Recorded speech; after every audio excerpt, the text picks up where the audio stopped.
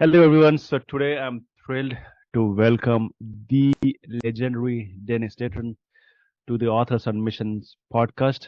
Dennis is an award-winning author, certified leadership titan, and co-founder of Kuma Learning Systems, the talent development firm that has transformed companies like Boeing, Charles Schwab, and more. We'll be discussing his latest title, Looking Up to Christ in Every Thought, including his motivation for writing, his publishing process, and tips for aspiring authors. Dennis has a true gift for inspiring storytelling, so this will be an engaging conversation about an author's journey. Welcome, Dennis. Well, it's my pleasure, Vic. I'm really happy to be with you. Great. So you have published 5 books. Like people struggle to even write just one book. How did you manage the time? Like you have your own businesses, and also you're dealing with certain leaders and businesses as well. How do you get time to write the book, and um, how did you publish 5 books, not just one? Well, the first books are oriented to a general audience, uh, probably particularly a business audience, because the human development training, leadership training that I developed in my company, which is Kuma Learning Systems, that's Quma, Kuma Learning Systems, all deal with how we deal with our thought processes and how we um, have the power to surmount the doubts, fears, and the mental obstacles that come our way. But the way I started out is by formal training, I'm a general dentist. I graduated from Washington University in St. Louis, cum laude, and I was a very happy general dentist. I started recognizing, however, as I would go to uh, practice management seminars and other more specific scientific training, that the dentists I was associating with most of them were not very happy. In fact, I think back in the 70s, the 80s, dentists were leading the field in all sorts of inauspicious categories: depressions, suicide, alcoholism, divorce. And I couldn't quite figure it out because we had all this autonomy. We could hire and fire who we want. If you want to make a little extra money, stay open on Saturdays. If you want to cut back, you can do that. And I started recognizing, because I'd been a student of, I guess, pop psychology in a certain way, but I started really with William James, the father of psychology, who talked about the fact that we could control our attitudes and our approaches.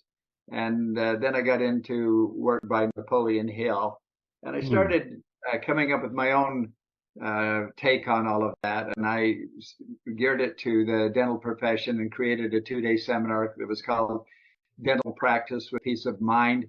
We had a really strong dental practice. We were a strong, united team, everybody oriented to patient comfort and patient service. And so I started sharing with dentists it was a 2-day seminar. The first day was the practice management system, how you get a team to be really united and solve some of the interpersonal things that can happen even in a small office. And it was a really quality component for dentists in that way. But then the second day I called it mind management, and I started getting them to start thinking about their thinking. We have this amazing property that we can actually think about our thinking right in the process of thinking it, and then we can change at any moment we want. If we can sort of step out of our thinking to look at what I'm thinking right now is taking me to a destination that I don't want: depression, unhappiness, discouragement. I can come back here and I need to apply my ability to decide what track my one-track mind is going to stay on. One of the most amazing properties of the human mind is that it can only think of one subject at a time, really. And we can get back into that a little bit later. But along how the career track went, I started teaching this seminar, and amazingly, I was surprised that the mind management part was more powerful than and popular among them. And then they started talking to friends, and I started getting calls from businessmen and women that were saying that we don't want the dental part, but we really think we could use your mind management stuff. And Right. so I started doing seminars that way. Okay, so the book writing came about as I was starting to put these thoughts together that I was going to vocalize. I started, writing them out, and I started realizing that, well, what I've got here is actually a book, and it would be great to support the seminar. And how did I get the time to write it? Well, when I'd be flying to a seminar, I'm kind of making notes about what I'm going to say there, and I just kept the notes. And at a certain point, I just started organizing those notes. So I would really encourage all of the would-be authors out there that you're having great thoughts, some in a particular area that you have interest in. Maybe you even have a talent in that's not typical of the average human being. And as you get thoughts, you might just grab pieces of paper, back of napkins in a restaurant. I made some notes that way, and just capture them, and then file them, put it in your word processor and file them away. And sooner or later, you're going to find that they'll become valuable to you. The journey to becoming an author did for me require overcoming a few mental barriers of my own. My first question was, does the fact that I'm a dentist, does that have any clout, or is that a credential that's going to impress anyone? But I soon got past that to rely on the value of the ideas themselves. So if you have a message that you think humanity needs to hear, go for it. Just take it a step at a time.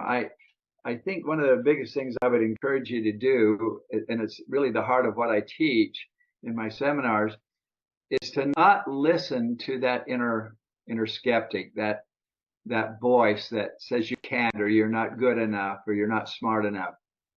It's just the old thing that I think they even call it a Chinese proverb, that every great journey begins with a single step, and you make the journey one step at a time. From what I can gather here, Vikrant's got a system that really helps people take it one step at a time. You don't have to do all your own thinking or your own research. I could have used his services, 20 years ago probably, because I was just kind of figuring it out myself. But that's the point. You can with Google, you can figure out just about anything. Yeah. But yeah. So it went from that point that I wrote the first book I wrote was called The Book on Mind Management. Kind of a bad title, but it's still stuck, and I've still used it. The Book on Mind Management. And then I really focused on a specific aspect of our mental processing. This idea where we often see ourselves as helpless or hopeless, and we lose our confidence. And I started recognizing that as a kind of a trend or a category of thoughts that I called victim thinking, and contrasted that with owner thinking, taking ownership of your thoughts. And wrote a book called The Ownership Spirit, which was the 2009 U.S. Book News's top winner in the business motivational category. So that's how I became an award-winning author. Great. My most recent book is a faith-based book, but it's talking about the important, powerful state of mind that we call faith itself, and how often our thoughts will erode our own faith. So I don't need to go much further there. So, Vikrant, what would you think would be a follow-up question you want to ask there that I might be able to help your listeners more effectively? So you mentioned that initially you started with having seminars for mind management, and then you basically converted it into a book. So what is the difference between writing content or presentation for seminar and writing books, and how one can convert their seminars into books? Like, we have got so many clients who already have so many trainings they do, seminars, webinars, coaching programs, consultations. But when it comes to writing a book, like they always get stuck. Like what kind of advice you have for them? What I would say is they're probably already doing this. I would record my seminars. I get those, and then there's lots of software that can convert the vocal uh, file MP3 into Word or whatever word processor you want to use, and then just use that as your rough outline. The great thing about writing, as opposed to public speaking, is most of the time you're just shooting from the hip, and sometimes you use the word that comes to your mind at that moment when you're on your feet. But if you take a moment later on to think about it, there's 2 or 3 words that are more accurate and better, and then you can revise the sentence so that it reads well. And I really recommend that when you've written a chapter, that you read it out loud. When it's in our head, we kind of anticipate because we've already written it, what it's about to say. But it's really helpful if you read it out loud, because you'll find that you'll be able to improve your flow. So the great thing about writing is that you can take the time to use the thesaurus, to consider, is this sentence going to be tightened? Maybe this whole paragraph is a little bit too wordy. One of the things that and again, it depends on your book, but the thing that makes a seminar live and be powerful is when you can tell stories of human beings that have actually gone through trials or have used the material and concepts that I teach and had some remarkable experiences from that. And I think that storytelling is a very important part of writing a book that grips people. You want to relate your concepts, your truths, to experiences and events that people can relate to. They can actually start forming mental movies in their mind. They can say, oh, I can do my version of that because I've seen what, there's a great TED talk on a young woman who overcame a debilitating bout with bacterial meningitis, Amy Purdy, Purdy. It's a great TED talk. And I tell that story and how she used visualization to get back on her feet, literally. And just again, it's writing down the flow of thoughts, and don't worry about editing as you go. You'll have these moments where just things just start flowing, and one idea will lead to another. Just go as fast as you can. If you're on your keyboard, or I'm kind of old school, I'm still using pads and pencils a lot, but you just let it flow, and don't worry about whether it's punctuated right or you're spelling any words right. That you just want to get the flow, and then pause when the flow starts, kind of slows down, and just take a deep breath. Maybe go back and read the last few sentences, and almost every time there'll be something else that will come. And again, you just capture it and put some kind of a title on it, so when you want to go back that thought, you can find it in your file. Vic, do you think that's helpful? Is there anybody? Yeah, of course. So definitely, like one of the reason, actually one of the top 2 reasons why I think that people are not able to either write the book or complete writing the book is, 1, they don't start with a book outline. 2 is they always try to edit while writing the book, and then they have no idea. You can't make the book perfect while you're writing the book. It's people also, like seasoned writers, say that you have to get your first shitty draft ready as soon as possible. So and nowadays, of course, you mentioned that back in your time, like you used to write in different places, notepad or napkins, tissues, but now you have your smartphone. Like you can just simply record it and keep it in some app, and there are some recording software that can also transcribe it for you. So whenever you get any new idea, you can also record it, and that whenever you need those ideas, you can go back to that app and then find those ideas and work around and then complete your book. So now actually it is kind of easy for anyone to write a book. Not only write the book, but also publishing a book thanks to self-publishing. But I'm curious that what's your take on these new AI writing tools that are in the market, like ChatGPT? Have you used them? I don't use them. I, I, I would, I've got mixed emotions about it. It can help somebody get started. If they have got a point they want to make, and they could certainly go in there and enter that subject matter, and it'll print out an essay for them and so forth. But I don't know. Maybe I'm just a bit too old school. I think there's something authentic that comes from each human being, their take. And a lot of the AI stuff, I think, sounds a little mechanical, a little sterile. Yeah. And you want to put your passion into it. And I Mhm. think that can come across in your book. And then I really also really strongly encourage you to do an audio book too. Once you've got your book pretty well finished and so forth, do an audio of it as well. So I think the trouble with AI, I think uh, it can become a crutch. It can become so it's kind of your go-to way to put your thoughts down. But I think the authentic you matters so much Mm. that AI, it's that's what it lacks. I think there's it in most books that grip human beings. It's more than the verbiage. It's more than the grammar. It's more than the syntax.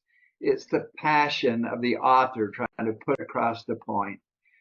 And uh, if you've got a subject, a message inside you, only that you've been given that. In my opinion, that's a God-given gift to you. Not only your desire to teach it, but what you're teaching, the very subject that you've taken to, that you've fallen in love with, that grips you, that you think other people need to hear. You need to own that. And then, uh, so my, I'd caution you to be careful about starting to rely on AI.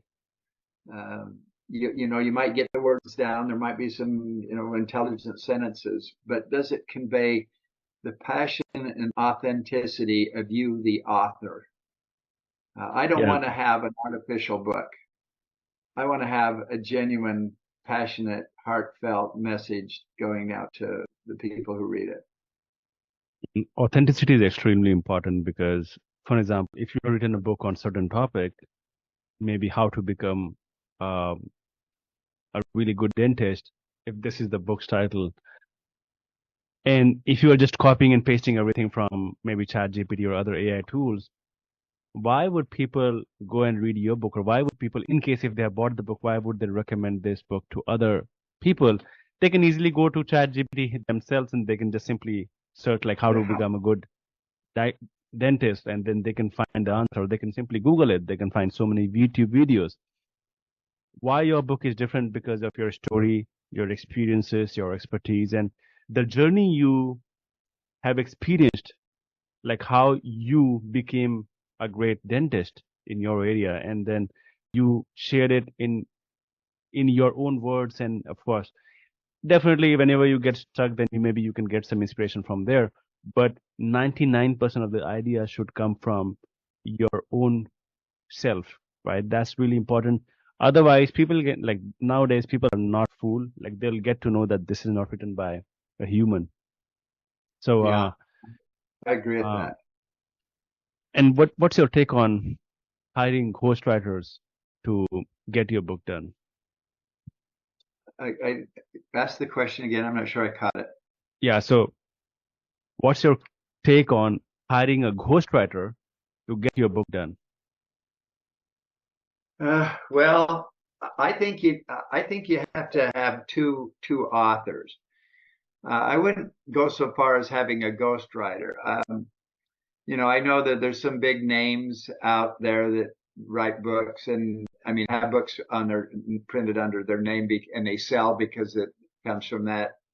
that person. Often there've been news commentators or so forth. There's some books out there, but I think you can hire people to do some research for you. Tell them I'm looking for a story that really illustrates this. But once again, I think the you want to tell your story. Now, it's good to have a content writer, somebody who shares your passion with your subject, where you can bounce ideas off that person, or they can say, well, what you said here doesn't quite put it across as well, and they can give you some, just a content editor. You need that, and then you need a grammar hawk.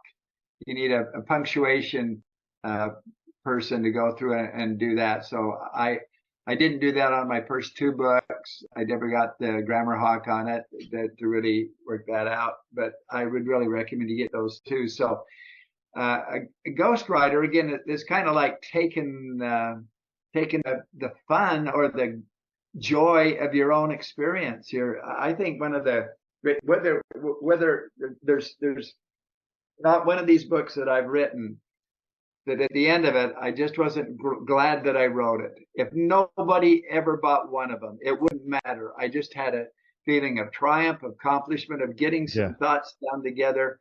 And it was coming from my heart and my mind and my experience. There's no replacement for that. I didn't want to hand that off to somebody. So a ghostwriter, I wouldn't go that far. If I wanted to become just putting out a book mill and so forth, yeah, you get a ghostwriter, and we put if Dennis Deaton ever became a real well-known author name, we could put it on it, but it wouldn't be your book. So I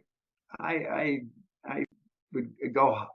I wouldn't go too far with the ghostwriter idea, but you do need a good content editor, somebody that good English major that can help you to make sure that the thoughts you're expressing come across in the best possible way.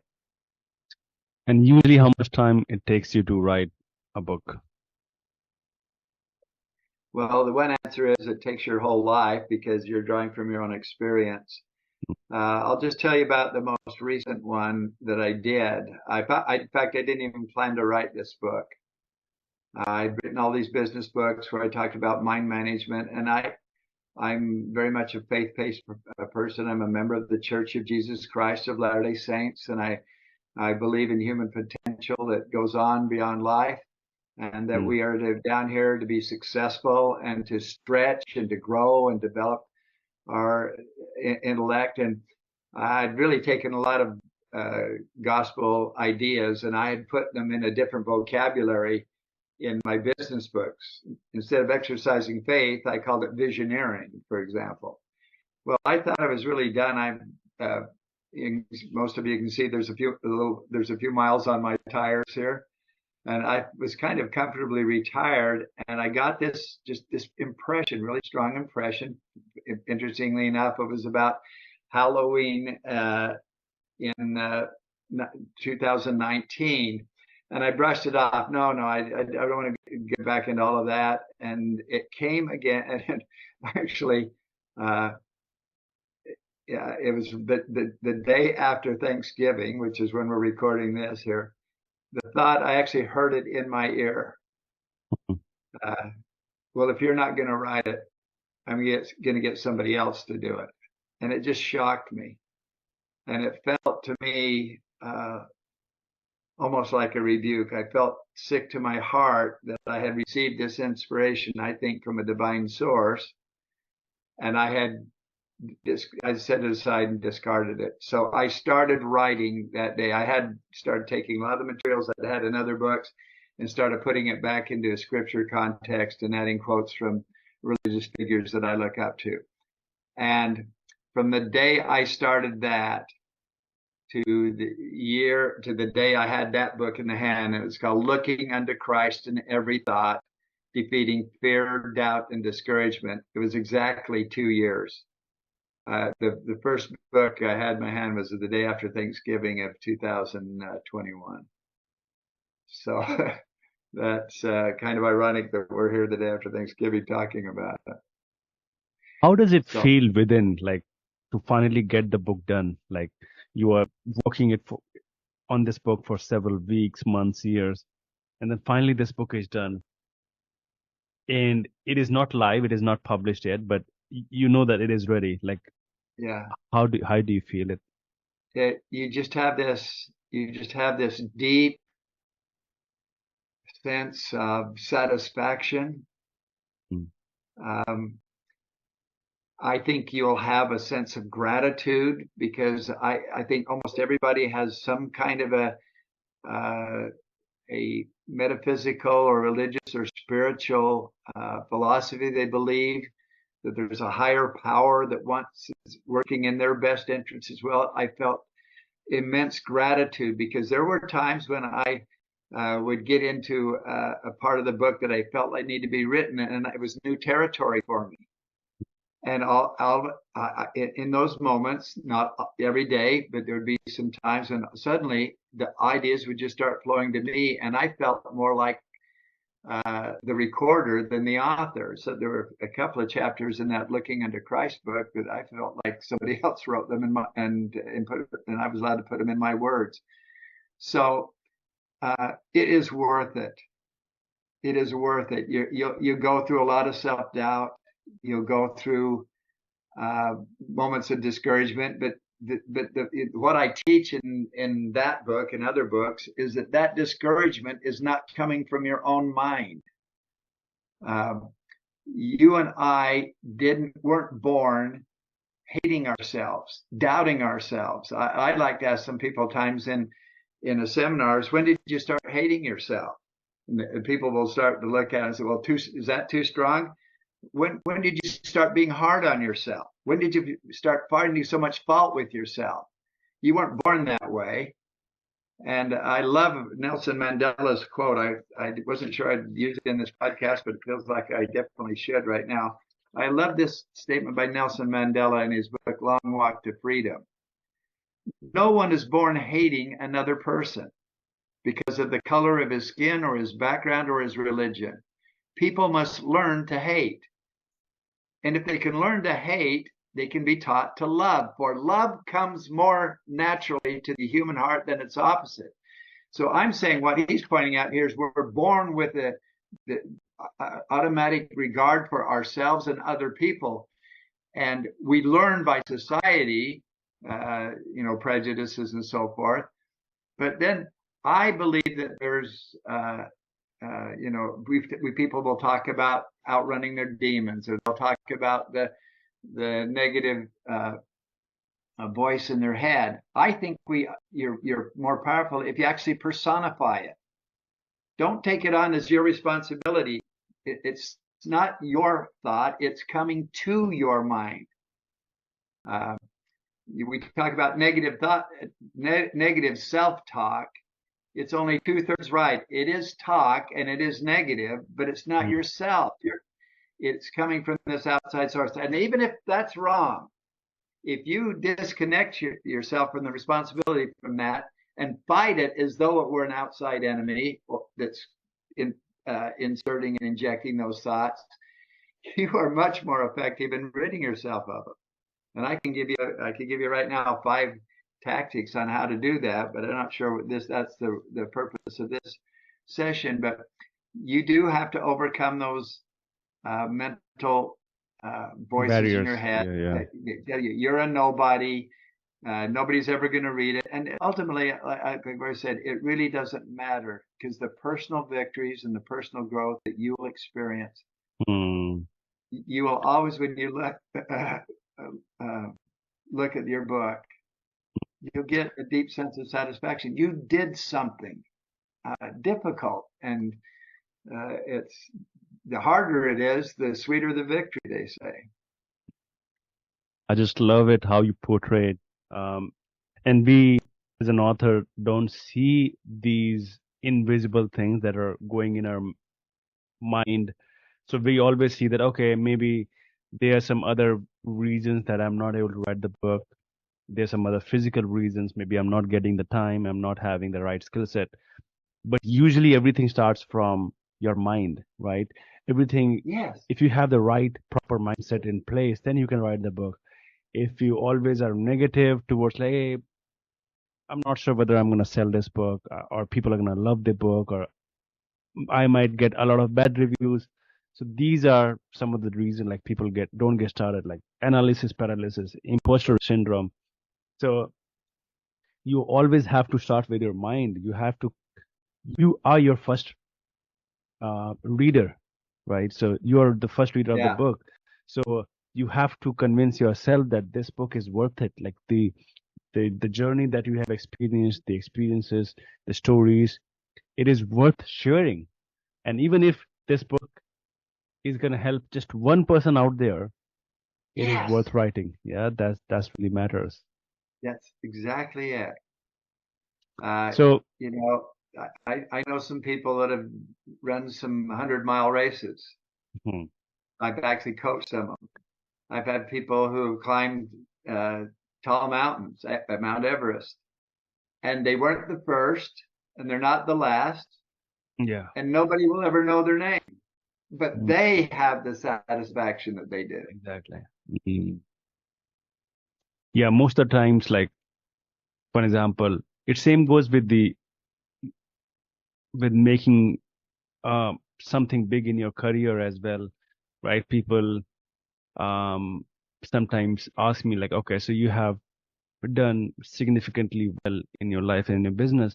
What inspires you to keep moving? So I always want to see that what kind of person I'll become when I go to the Yes, next step, right? The same goes with you the grow. book. Yeah, you grow. That is really important. Like, why do you hit gym every single day?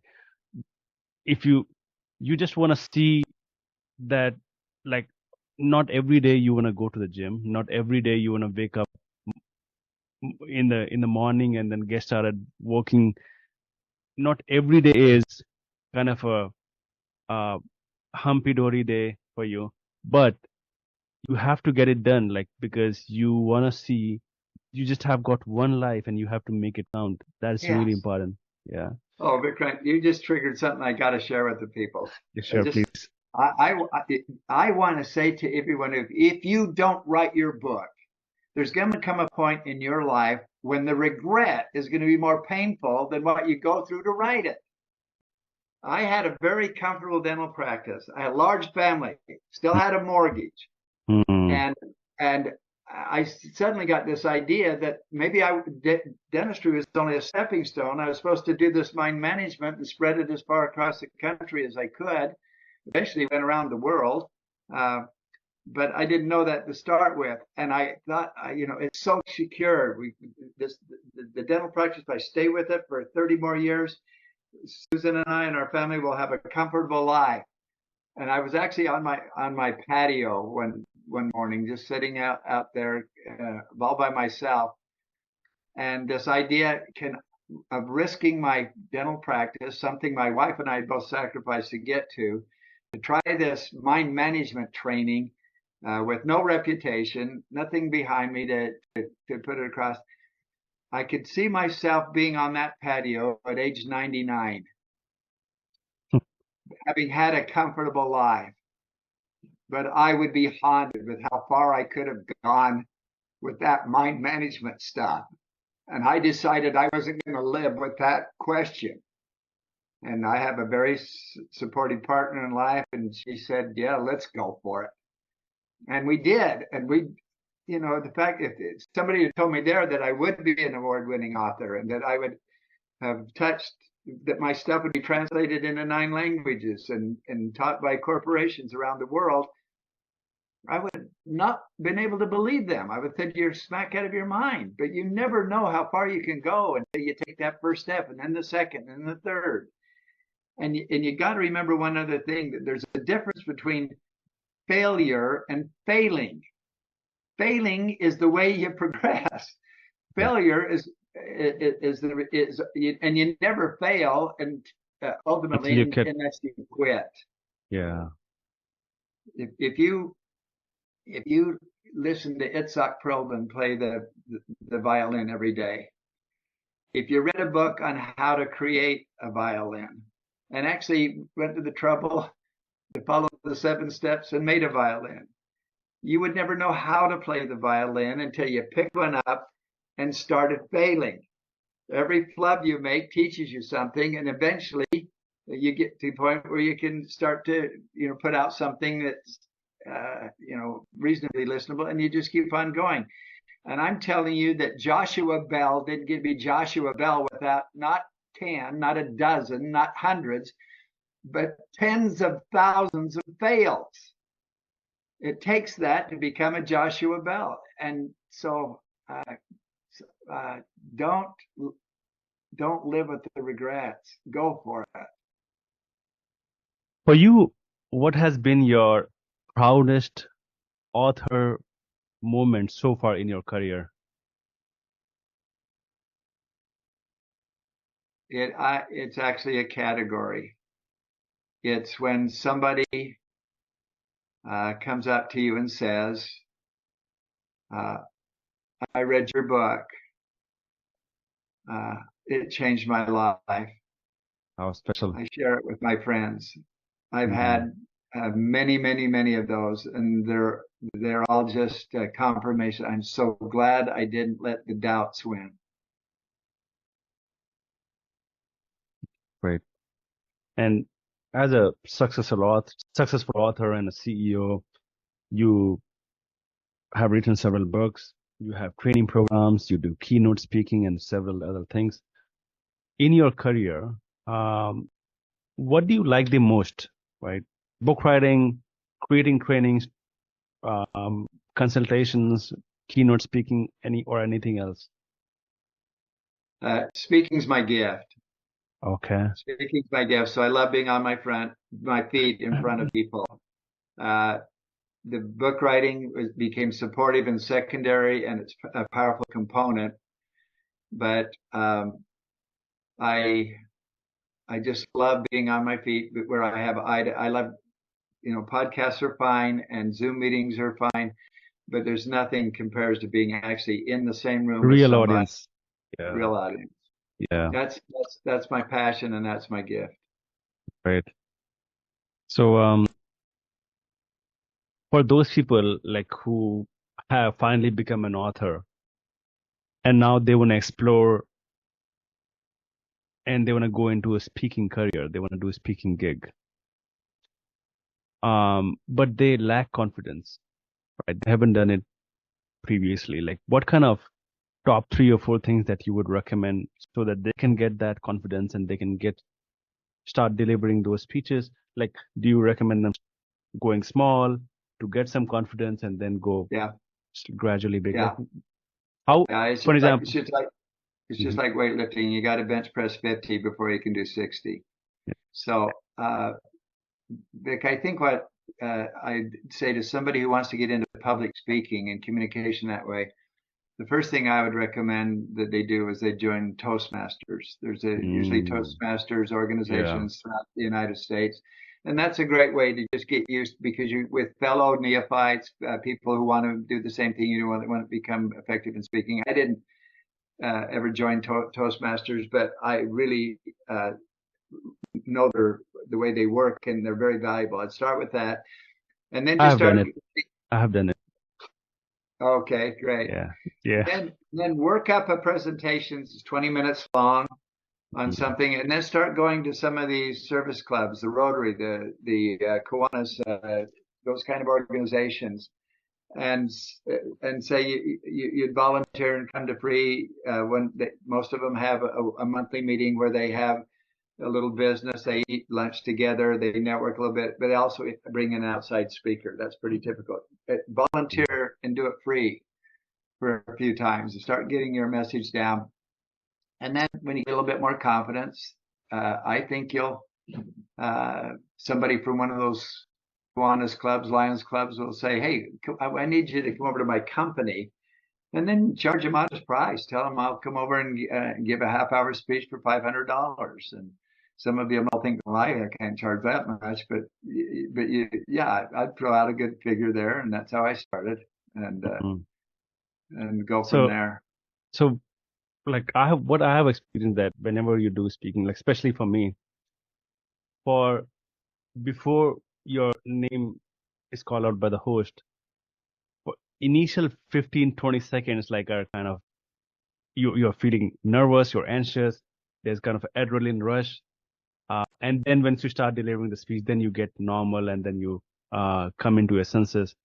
Does it still happen to you, or are you killing it now? Like every speech, like what's your state of mind before Okay. you I, deliver the I, speech? I, I still have the night before quivers. I will, I've just had uh, made a presentation 1 week ago to a very large insurance firm. If I were to tell you the name of the company, everybody would know it. And the night before, I've got the little jitters. Am I going to be able to do this? What if I run into somebody that's a real skeptic and I won't know the answer?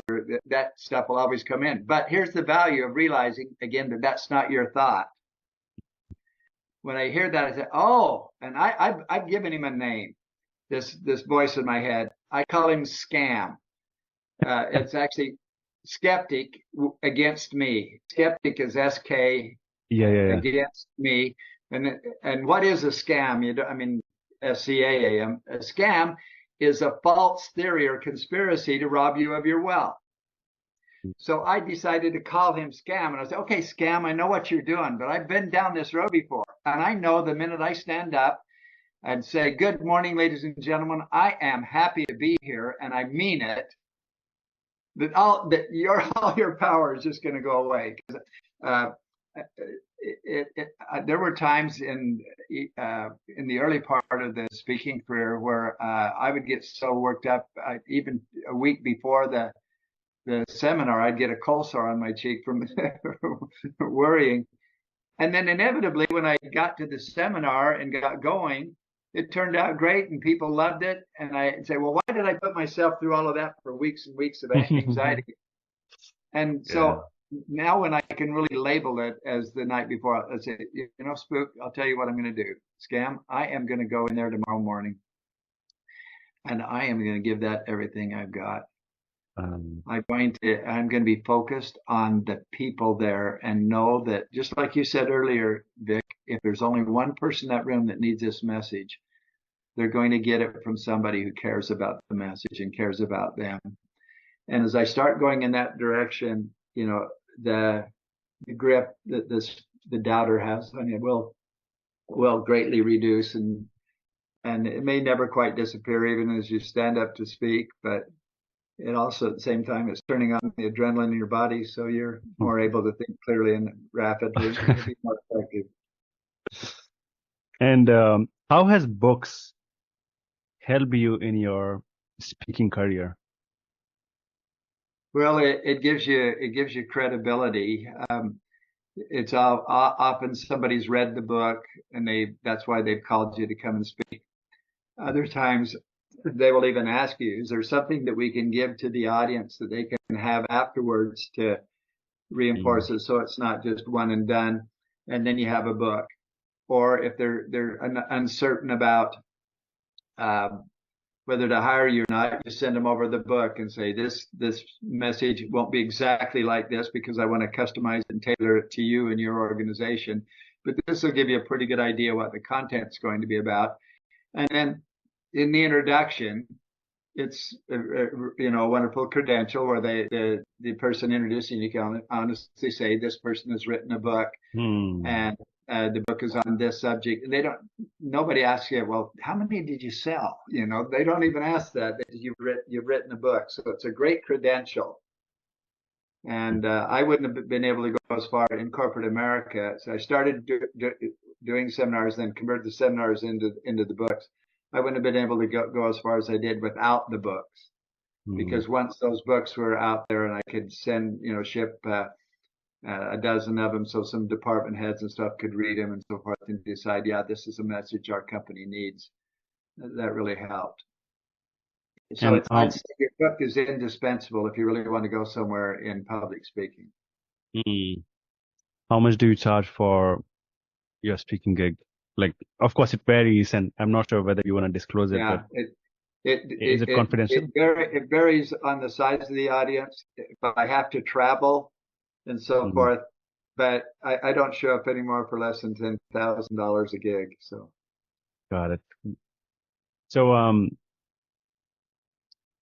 how do you consistently generate fresh ideas and content for new books after writing five already? Like, do you have a special process, or do you just engage with the real audience? You get some questions, and then oh, I should write a book about it. Like, what's your process looks like? yeah, you just nailed it. There's a great statement by Bernard Baruch. He's long dead, but he was a great business giant uh, and entrepreneur. And the story is told, whether it's specious or not, I don't know, but it still makes a point. Supposedly on Bernard Baruch's deathbed, a young lieutenant, a young aspiring person came up to him and said, "Mr. Baruch, what's the secret to making millions and millions of dollars?" His answer was, "Find a problem that a lot of people have and solve it for them." So what you just said, Vic, that's how Ownership Spirit came about. We'd written the book on mind management, and there was a senior executive at Motorola who loved life management, but he said, "We're really having trouble with people, you know, taking personal accountability and responsibility and so forth." And we hadn't come up with the title Ownership Spirit, colleague ownership that time. Mm-hmm. But I said, we'll come up with something. And so with my business partner and a couple other collaborators, we just started brainstorming on how we could come up with a seminar that would help the people at Motorola be more effective in personal accountability and responsibility. And in about 2 years, it became our best-selling, most popular seminar. So you know, a lot of times your readers, your listeners will tell you what the next thing to write or to undertake. That's true. That's true. And what type of leaders and companies have seen the biggest transformations after using your training programs or books? Anybody that is rolling out a new initiative, some kind of a adjustment, it might be a new leadership team coming in, and they've got a vision. They know but they need to be able to get the rest of the organization to really catch the vision of it and to take ownership for their role in that. So often, I mean, one of the worldwide tours I did was when On Semiconductor broke away from Motorola. And Steve Hansen was the new CEO, and he wanted to do a tour of all of the factories around fabrication locations in this portion of Motorola that became On Semiconductor. And so he wanted to go there and present his message, where he wanted his people to go. So I toured with him all these locations, and he would allow me to have the morning with him. And I taught the ownership spirit. And then I kept pointing when I wanted them to get something concrete, you know, and I said, "Steve is going to be giving you in this afternoon a tremendous vision and a clear pathway to the success for On Semiconductor. What I'm giving you is the tools and the mindset to grab a hold of it and make sure that that goes to fruition." And so I did the morning, Steve did the afternoon, and On Semiconductor, and it was in just a very short amount of time winning industry awards. And you know, I've got a nice quote from him that says that, you know, that ownership spirit became a part of the successful launch of On Semi, and they're still, of course, in business today. So. Right. I believe ownership spirit is not only for owners, they are also for the team members, leaders, employees, and having that sense of ownership in the company and then doing the action. Like, am I right? Yes. You got to own your fears. You got to own your vision, and so ownership is about really not waiting for something to happen or something to change or somebody to fix it. It's about owning it. All right. Owning your life. So those of you people right now that are still on the verge of overcoming your doubts to go for a book, you own that. And I just can't encourage you enough to just set aside the fear. Tell Scam to get lost and get writing. I love the scams concept. I honestly, Dennis, it was so fun chatting with you. What are the top two or three? Of course, you've already given so many advice and feedback and tips and tricks for aspiring authors. But what are the last two or three key takeaways for authors, aspiring authors, like who are stuck, who are not able to write the book? What's your final thoughts? Oh boy, I kind of emptied my bucket, so whatever I'm going to say is going to be kind of repetitive here. Find the subject. There's something in you right now that you see, that you feel clearly, and that a lot of people ought to see and would benefit by knowing. I would really use that as my North Pole, my polar star Polaris. There, you want to get that message out, and then just start gathering thoughts. Anytime that something pops into your mind that kind of, oh, I could tie that here to my subject, capture that, and then sometimes when you have what writer's block, go back to one of those thoughts that you've already captured the essence of, and start reading it, and then more will come. That's another way. Even if I'm writing on a chapter over here on a subject and just nothing's coming, I'll go back and read something else that I've written. Maybe it's planned to be later on in the book and it's just a snippet. I'll read that and it'll start triggering some flow, and it might just flow to that, or all of a sudden might be, oh, that's what I need to tie to over here in the book where I was stuck. So, and then just persist. Discouragement. I think that Scam uses two emotions to try to prevent us from reaching our full potential. He uses fear to get us to not try. He makes it sound daunting and scaring or embarrassing. We'll fall on our face. We'll have absolute concrete evidence that we are a failure. You know, so he puts fear in your mind to stop you from starting. And then once you get going, he'll try to use discouragement to get you to quit. And they're both lies.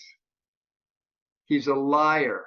And so what I like to actually tell him, you're a liar. And by you telling me that I can't do it, you're actually giving me your opinion that I actually can. Because if I couldn't, you wouldn't even bother me. You'd let me fall on my face. The fact that you're telling me that I can't is a backdoor confirmation that I can. So thanks a lot. I'm going forward. So you're getting one more reason to write a book. Yeah. Yeah. Awesome. I just love it. It's been a privilege, Vic. Yeah, definitely. So please share with the audience that how they can find you if they want to get you on a speaking stage, or they need any consultations or coachings or training, or they want to get to know more about you and your books, how they can find out more about it. Okay. My website is Quma, QUMA.net, or QUMAlearning.com. You can be there. If you want to order the book, Looking Unto Christ in Every Thought, it's lookinguntochrist.com. If you want to engage me for speaking assignments, I'll just give you a phone number. 480-250-6708. And I'll be glad to talk to you about that. Or you can email me. That's probably even better. It's Dennis, DENNIS, at QUMA.net, QUMA.net. Right. Awesome. I'm going to also put it in the description of the show. So again, thank you so much, Dennis, for sharing your wisdom, your insights in the publishing world, and also your like how to use the book to get speaking engagements and how to build credibility around it. So thank you so much. It was fun chatting with you today. Oh, Thanks for having me on. It was just a real joy. Best of luck to you in all your endeavors. I know you're helping Thanks. thousands yourself. That's awesome. Thank you so much, Dennis.